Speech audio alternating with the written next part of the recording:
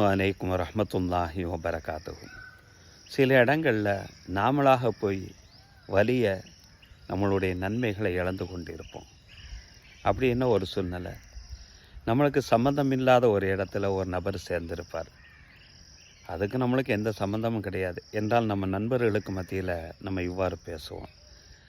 அவன் சரியான ஆள் கிடையாது, அவனை போய் சேர்த்துருக்குறாங்க, அவனுடைய நடவடிக்கைகள் அவனுடைய குணப்பாடுகள் அந்தளவுக்குலாம் சரி கிடையாது, 4 பேரை விசாரித்து சேர்த்துருக்கலாம், இருந்தாலும் சேர்த்துட்டாங்க என்று நம்ம 4 நண்பர்களுக்கு மத்தியில் நம்ம பேசுவோம் பாருங்களா.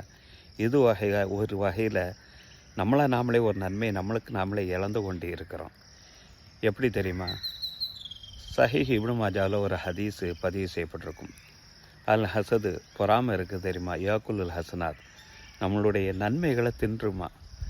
எப்படி திங்கும் தெரியுமா, கமா யாக்குல் நாரு அல் ஹத்தப, ஒரு விறகை வச்சன்னு சொன்னால் எவ்வாறு நெருப்பு அந்த விறகை தின்று விடுகிறதோ அதுபோல் அந்த பொறாமை, நம்ம எதைக்குமே சம்மந்தமில்லாத ஒரு விஷயத்தை பேசுகிறோம் அல்லவா, அவனுக்கு ஏதாவது ஒரு விதத்தில் அந்த வேலைக்கு பாதிப்பு ஏற்படத்தான் செய்யும்.